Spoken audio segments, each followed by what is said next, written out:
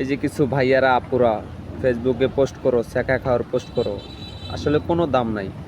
তুমি রিলেশন করবা 100 বার ভাইবা চিন্তা রিলেশন করা উচিত আমি মনে করি। ছেলে এবং মেয়ে উভয়ের পক্ষেই বলতেছি।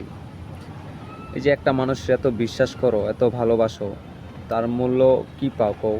কষ্ট ছাড়া, অবহেলা ছাড়া কিচ্ছু পাও না। আসলে আমরা রিলেশন করার সময় হুমড়ে গায়ে পড়ি। আসলে ও আমার জন্য পারফেক্ট, এটা আমরা সারা জীবনই মনে করি। এটা মনে করি কিন্তু আমরা রিলেশনে জড়াই। আসলে কার মনে কি আছে না আছে একমাত্র সেই ভালো জানি। আমার মনে হয় এইসব রিলেশন, এইসব ধোঁকাবাজি থেকে একা থাকাই অনেক ভালো। অনেকে আসলে বোঝে না রিলেশন কতটা ভয়ঙ্কর হইতে পারে।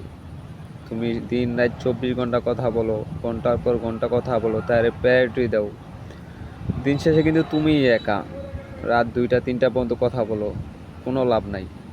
একটা সময় তোমার সে অবহেলা করবে, এটা 100%। 100 রিলেশন করলে আমার মনে হয় সেই জায়গায় 2 থেকে 3টা রিলেশন টিকে, আর বাদ বাকি রিলেশনগুলো অবহেলায় সব বাইসা যায়।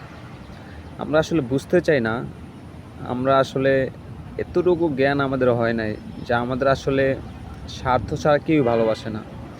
এই জিনিসটা অনেক সময় যাই নাও, কিন্তু আমরা ভুল মানুষের প্রেমে পড়ি।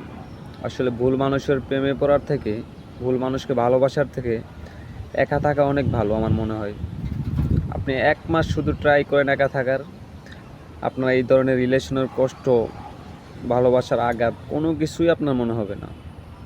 সব সময় নিজের রাজা মনে হবে আমার মনে হয়। একটা সময় আমিও অনেক কষ্ট করছি, ভুল বুঝা অনেক কাজ করে ফেলছি, অনেকটা বিশ্বাস করছি, কোনো লাভ হয় নাই।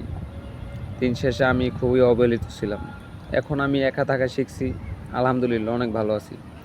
তবে যারা যারা রিলেশন করতেছো বা করো, আমার মনে হয় একবারে কাউকে মনে করো প্রায়োরিটি না দিয়ে নিজেকে প্রায়োরিটি দিলে সবচেয়ে বেস্ট মনে হবে। একসময় নিজেকে একা মনে হবে না আমি মনে করি। তো কাউকে ভালোবাসার আগে 100 বার চিন্তা ভাবনা করে ভালোবাসো। সবার জন্য মেসেজটা। তো সবাই মাথায় রাখো ব্যাপারটা। আসলে ভালোবাসা একতরফা থেকে কখনোই হয় না, এটা জেনেও কিন্তু আমরা ভুল মানুষের প্রেমে পড়ি।